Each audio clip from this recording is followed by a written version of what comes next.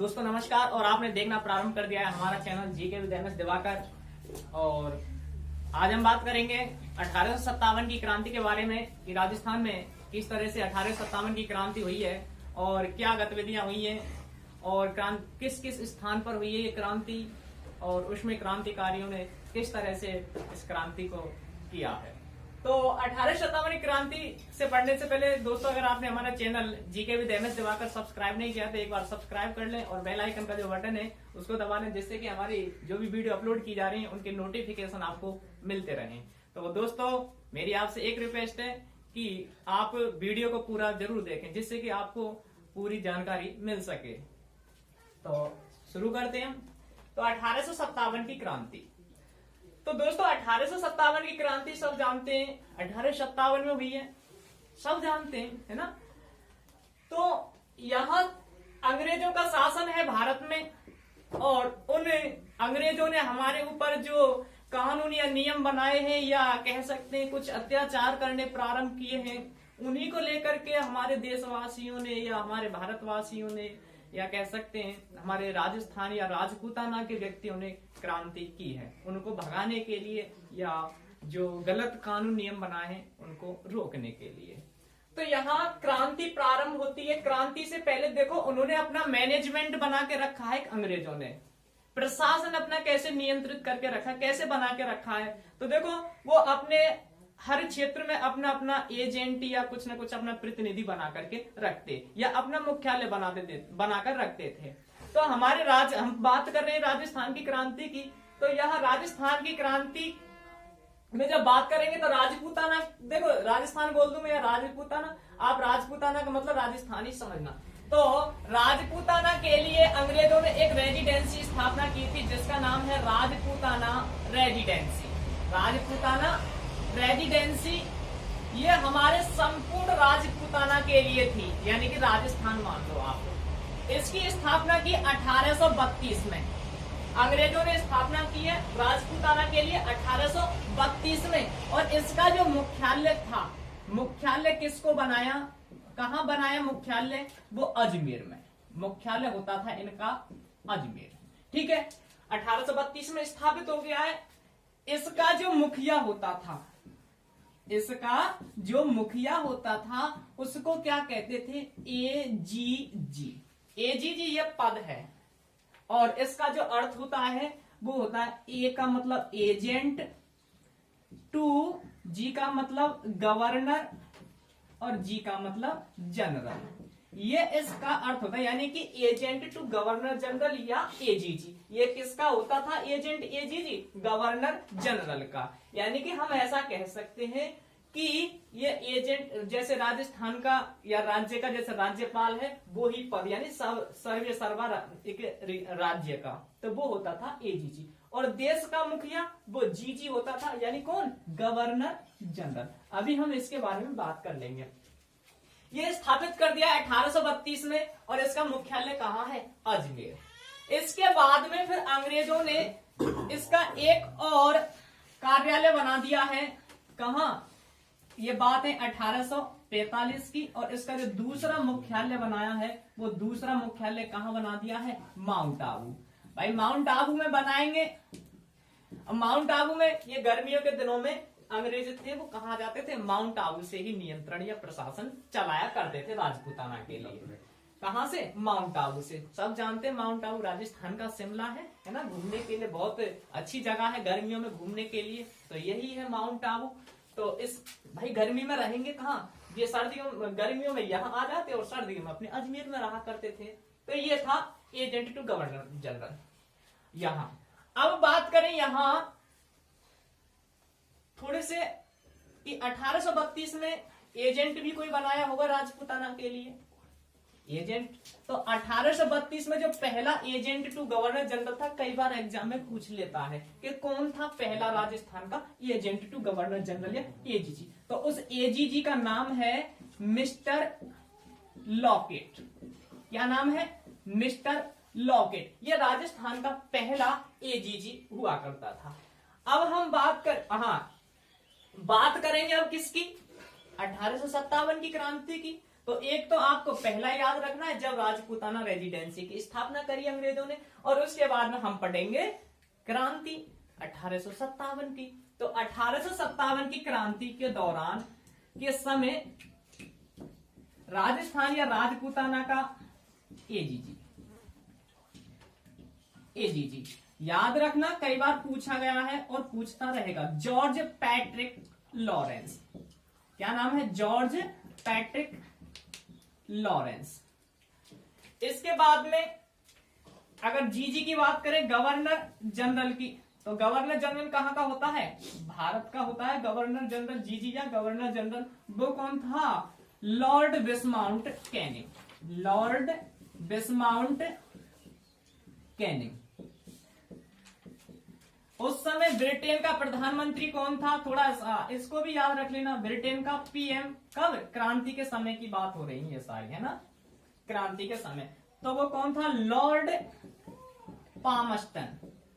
Lord Palmerston ये Britain का प्रधानमंत्री था जिस समय भारत में क्रांति चल रही थी। ये भारत का गवर्नर जनरल है। लॉर्ड बिस्माउंट कैनिंग ये भारत का अंतिम गवर्नर जनरल भी है। कौन? Lord Viscount Canning. Lord Viscount Canning Bharat का पहला गवर्नर जनरल वायसराय है। ये लॉर्ड बिस्माउंट कैनिंग है, या लॉर्ड कैनिंग हम बोलते हैं शॉर्ट में इनको, ब्रिटेन का पीएम। अब हम बात करते हैं ये एजीजी, जीजी और क्या है। तो देखो ये पद बनाकर रखते थे क्या? सबसे ऊपर होता था जीजी, यानी कि गवर्नर जनरल, है ना। जीजी को क्या बोलते हैं? Governor general. इसके नीचे होता था, यानी कि ये तो होता था पूरे संपूर्ण देश में कह सकते हैं, है ना। और उससे नीचे, भाई देश से नीचे क्या होती है? रियासत या राज्य, है ना, राज्य होता था। और राज्यों में कौन थे? इसका एजेंट, जीजी का एजेंट। ए का मतलब एजेंट और इस जीजी का, ठीक है ना, जीजी का, जिसे हम क्या बोलते हैं? एजेंट टू गवर्नर जनरल, है ना। लिख दिया मैंने वहां पर, एजेंट टू गवर्नर जनरल। ये कहा, ये अब इन राज्यों में भाई राज्य का मुखिया कौन होता था? अंग्रेज मुखिया, एजीजी, याद रखना इस चीज को। और भारत में कौन होता था? Governor general. आप ऐसा कह सकते हैं कि जीजी यानी गवर्नर जनरल है, कौन? राष्ट्रपति, और यह राज्यपाल। अब इसके बाद में, राज्य के बाद में आती हैं रियासतें। भाई राज्य से छोटी क्या आती हैं? रियासतें।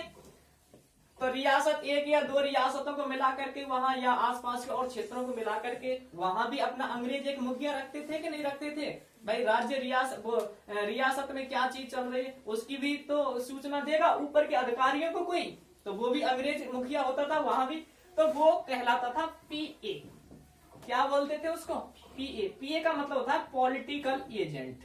क्या होता है? Political agent. तो ये कहाँ होते थे? मेन चीज जो हमारे काम आएगी वो है पॉलिटिकल एजेंट, जो हम पढ़ेंगे ज्यादातर, जो क्वेश्चन निकल के आता है। पॉलिटिकल एजेंट ये कहाँ होते थे? रियासतों में होते थे। तो ये एक क्रम है कि नीचे से ऊपर की तरफ या ऊपर से नीचे की तरफ। भाई हम प्रशासन भी तो बनाते, अब भी हमारा प्रशासन चलता है।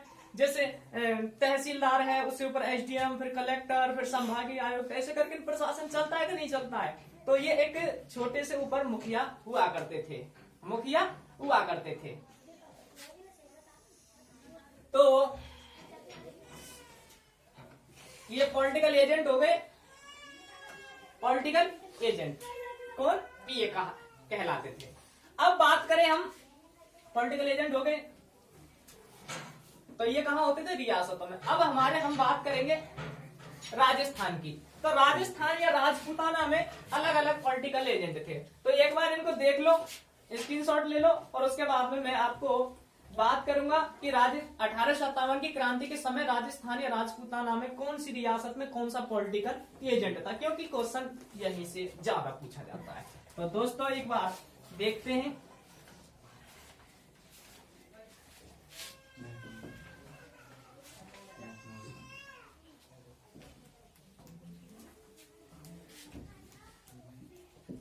अब देखो भाई, चलो यही बनाते हैं नक्शा। जैसा नक्शा छोटा मोटा देख लेना है ना।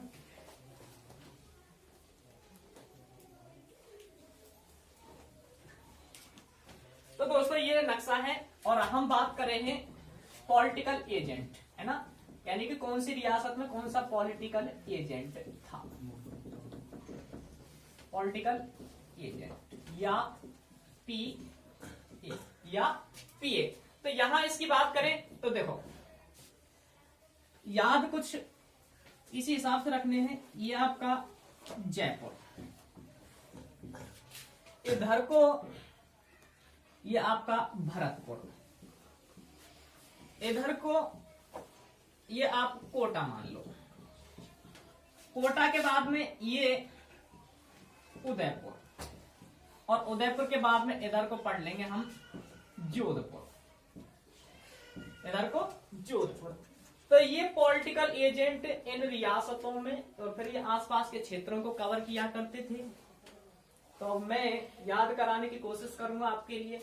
जयपुर, तो देखो जयपुर के पीए की बात करें तो वो था मेजर ईडन। क्या नाम है? ईडन। यहां भरतपुर का है मॉरिसन, भरतपुर का मॉरिसन। कोटा शिक्षा नगरी का बर्टन। क्या नाम है? बर्टन। उदयपुर का सावर्स, उदयपुर का सावर्स, और जोधपुर का मैसन।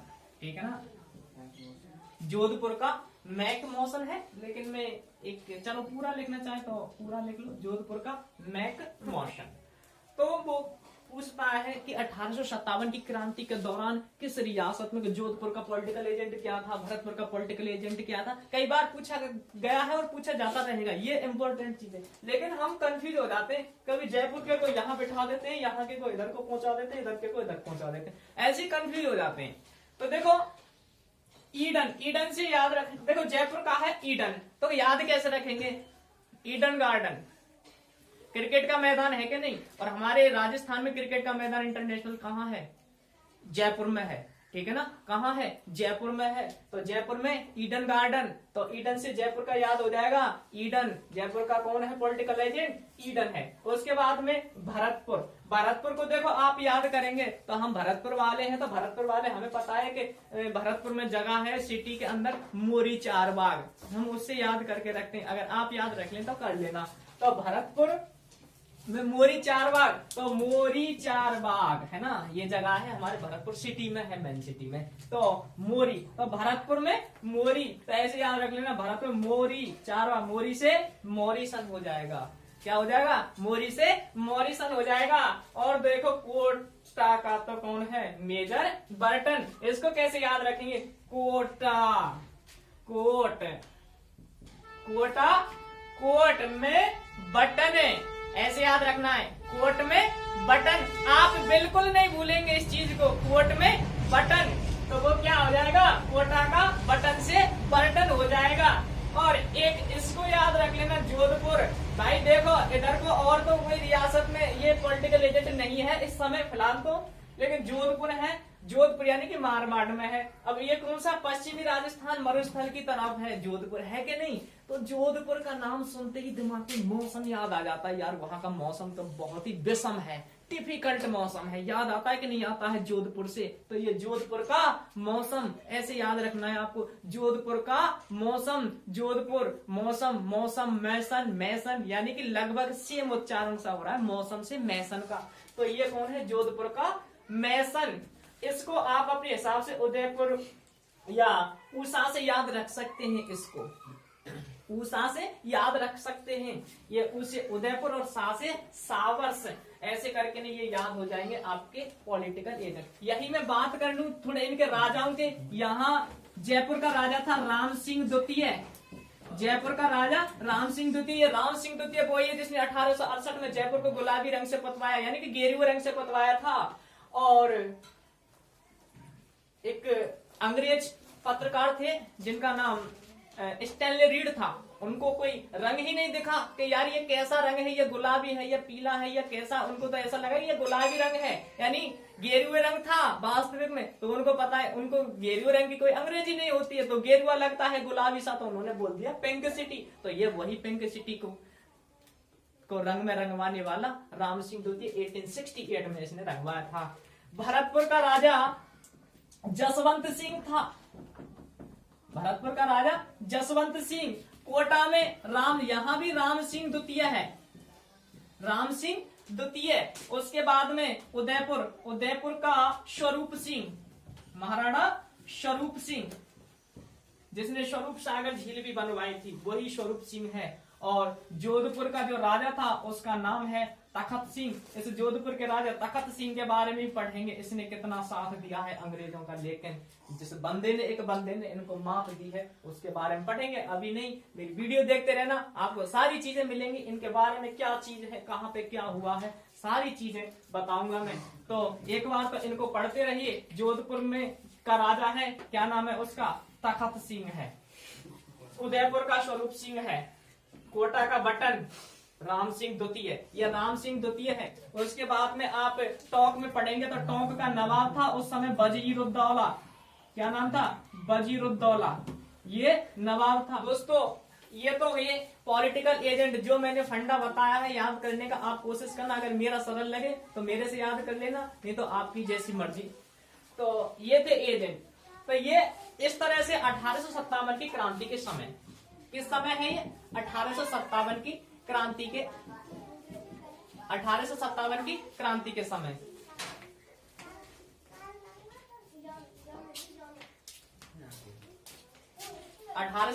की क्रांति के समय ये पॉलिटिकल एजेंट है, ठीक है ना, और यहाँ के राजा है हमारे।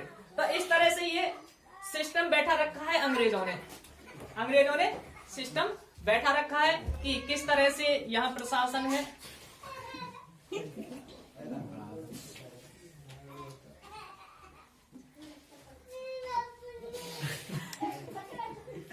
तो दोस्तों आगे हम बात करेंगे कि 1857 की क्रांति अब कैसे हुई है, कैसे से पहले किन किन स्थानों पर हुई।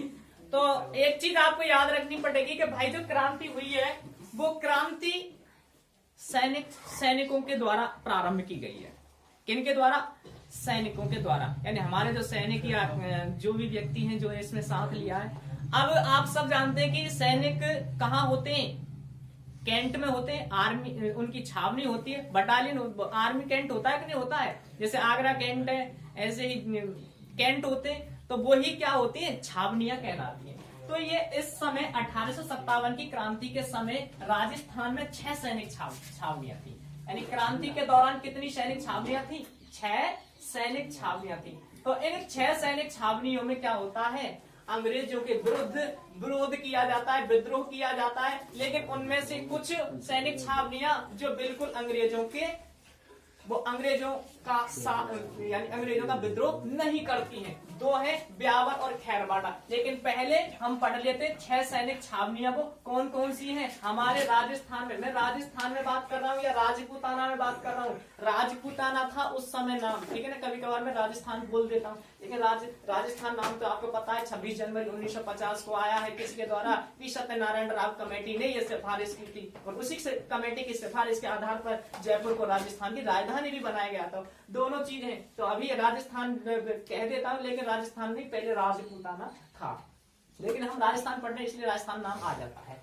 तो 6 सैनिक छावनियां थी जहां पे विद्रोह होना था या हुआ था, कुछ ऐसी थी जहां पे नहीं हुआ था। मैं बात करूंगा पहले तो जिनके इनके नामों की, वो कौन कौन सी सैनिक छावनियां हैं। तो ट्रिक आपने पढ़ी होगी और नहीं पढ़ी है तो मैं बता देता हूं। एक ट्रिक है, एनी ब्याह ना देख है, एनी ब्याह ना देख है, ये ट्रिक है, ये ट्रिक है। ए से एरनपुरा बन जाएगा आपका, ए से एरनपुरा। एरनपुरा कहाँ पड़ता है, पाली जिले में है वर्तमान में। नी से नीमच, भाई नीमच अब ये राजस्थान में तो आती नहीं है, ये नीमच तो कहाँ है, मध्य प्रदेश में है। ब्याह से ब्यावर, ब्यावर तो हमारे राजस्थान में है, ब्यावर तो हमारे राजस्थान के कौन से जिले में है, अजमेर में है। वही जहाँ पर देवर और भाभी की होली प्रसिद्ध है, वही ब्यावर है जहाँ पर बादशाह की सवारी प्रसिद्ध है। ना से नसीराबाद, ना से क्या बनेगा, नसीराबाद बनेगा, ना से नसीराबाद बनेगा, और ये नसीराबाद भी कहाँ है, अजमेर में। उसके बाद में दे से क्या बनेगा, देवली, दे से देवली, और देवली कहाँ है, टोंक में। देवली कहाँ है, टोंक में। उसके बाद में खे से बनेगा आपका खैरवाड़ा। दोस्तों ये वैसे पढ़ रखी होगी कुछ ने, और जिन्होंने नहीं पढ़ी है जिन्होंने नहीं पढ़ी है वो एक बार इसको भी देख ले कि वो क्या है। ए से एरनपुरा, नी से नीमच, ब्या से ब्यावर, दे से देवली, खे से खैरवाड़ा, खे से खैरवाड़ा और ना से नसीराबाद। एरनपुरा, नीमच, नसीराबाद, खैरवाड़ा, देवली और ब्यावर, ये आपकी 6 सैनिक छावनियां हैं जिन्होंने जो कब थी 1857 की क्रांति के समय राजस्थान में थी या राजपूताना में थी। अब इनमें से दोस्तों 2 सैनिक छावनियां ऐसी थी जिन्होंने क्रांति में भाग ही नहीं लिया, यानी कि क्रांतिकारी गतिविधियां उसमें हुई नहीं। क्रांतिकारी जो शब्द आता है दोस्तों वो क्रांतिकारी हमारे सैनिकों के लिए आता है या हमारे जो अंग्रेजों का विद्रोह करने वाले हैं, हमारे व्यक्ति कह सकते हैं या हमारे सैनिक हैं या लोग हैं, वो क्रांतिकारी या विद्रोही शब्द आता है उनके लिए, क्योंकि उन्होंने ही तो विद्रोह किया था इसलिए विद्रोही कहलाते हैं। उन्होंने ही तो क्रांति की थी अंग्रेजों के विरुद्ध इसलिए वो क्रांतिकारी कहलाते हैं। कहीं क्रांतिकारी अंग्रेजों को मत समझ लेना, क्रांतिकारी तो हमारे जवान थे।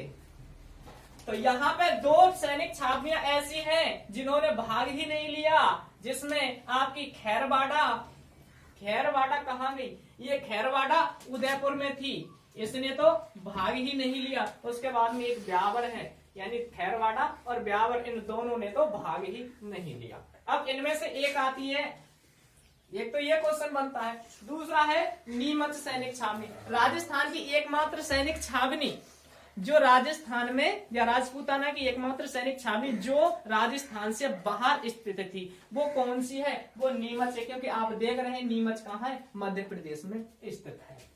तो ये 6 सैनिक छावनियां थी जिनमें विद्रोह होना था। अब इनके अलावा एक जगह ऐसी भी आएगी जहां पे देखो हम सैनिक छावनियां पढ़ते हैं, वहां विद्रोह होना था, लेकिन एक ऐसी सैनिक छावनी थी, एक ऐसी स्थान था राजस्थान का जहां सैनिक छावनी भी नहीं थी, वहां की तो जनता ने विद्रोह कर दिया, वहां अंग्रेजों के विरुद्ध बिल्कुल बजा दिया था, जिसका नाम हम पढ़ेंगे। तो मेरी वीडियो को पूरी देखना, अगर इस पार्ट में नहीं हुई तो बाद वाले पार्ट को देखना, जरूर देखना दोस्तों। तो हम बात करें कि ये क्रांति क्यों हुई, वैसे मैं ज्यादा डिटेल में नहीं जाऊंगा, इसके मुख्य 2-3 कारण मैं आपके लिए बता देता हूं कि ये किस तरह से या क्यों, क्या कारण रहे इसके प्रारंभ होने के। तो ये याद रख लेना, 6 सैनिक छावनियां एरनपुरा, नीमच, नसीराबाद, ब्यावर, खैरवाड़ा और देवली, ये 6 सैनिक छावनियां हैं। अब हम कारण की बात करें, थोड़ा सा कारण भी जरूरी है। सबसे पहले राजस्थान में नसीराबाद सैनिक छावनी से विद्रोह प्रारंभ हुआ है। कहां से, नसीराबाद सैनिक छावनी से। तो देखते हैं नसीराबाद से अभी कुछ और ऊपरी जानकारी और ले लेते हैं, उसके बाद में पढ़ेंगे हम नसीराबाद को, एक एक करके पढ़ेंगे। कारण की बात करें तो मैं ज्यादा कारण नहीं बताऊंगा। एक है गोद निषेध की नीति, गोद निषेध की नीति। गोद निषेध की नीति लागू करने वाला था डलहौजी, लॉर्ड डलहौजी, वो ही रेल लाइन जिसने बिछवाई थी, डलहौजी। गोद निषेध नीति क्या होती है कि देखो राजा महाराजाओं का शासन था, तो ये क्या करते थे कि उन रियासतों को हड़पने के लिए, कुछ रियासत ऐसी जो हम अपने ब्रिटिश भारत में मिलाने, ऐसी अंग्रेजों की सोच थी, तो उसी के लिए इन्होंने गोद निषेध की नीति लागू की है। गोद निषेध की नीति की बात करें तो गोद निषेध में क्या होता है, देखो राजा, अब रियासत हड़पनी है इनको, क्या अंग्रेजों को रियासत हड़पनी है, तो उसके लिए क्या करते, उसी के लिए नियम बनाया है। तो क्या होता है इसमें कि भाई कोई राजा है, आप नाम पढ़ रहे गोद निषेध, कि गोद लेना मना है। गोद किसको लेंगे, बच्चे को गोद लेंगे। तो पहले क्या, जैसे किसी राजा महाराजा की कोई संतान नहीं होती थी, तो वो क्या करते, भाई हमें अपना वंश तो चलाना है, आगे रियासत भी चलानी है, तो वो क्या करते थे, बच्चा गोद ले लेते थे। गोद लेकर के उसको अपना उत्तराधिकारी बना देते थे कि भाई मेरा उत्तराधिकारी ये है, मेरे मरने के बाद में मेरा ये जो दत्तक पुत्र है, गोद लिया हुआ बेटा है, ये शासन करेगा।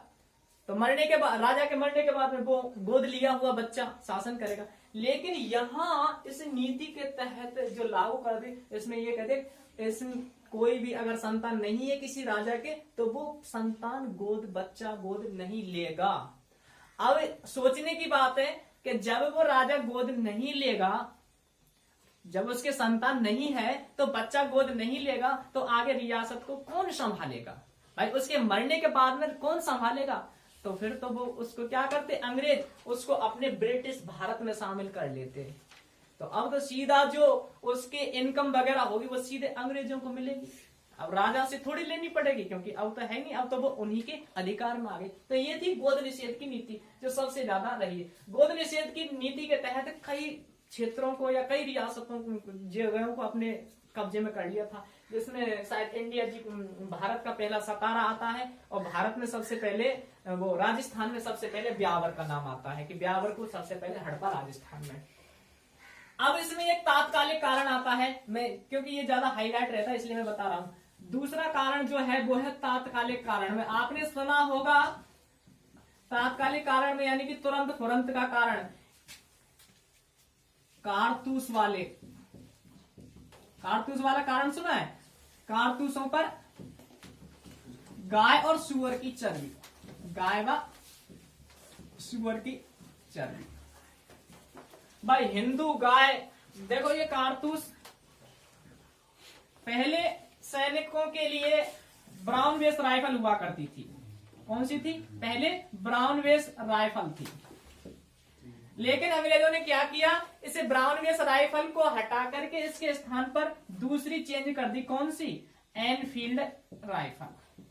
ये एनफील्ड राइफल में क्या होता था, इसमें अलग, भाई आप देखते हैं कि नई नई चीजें चेंज करते थे तो अलग अलग फीचर आते हैं, फीचर आते हैं नहीं आते, तो ऐसे ये था, इसमें भी अलग फीचर था। तो क्या था कि इसमें जब कारतूस डालते थे तो क्या करते, कारतूसों को मुंह से उनका जो ऊपर का ढक्कन वगैरह होता है जो भी, उसको दांतों से काटना पड़ता था, तब जाकर के वो इस राइफल में डालते थे।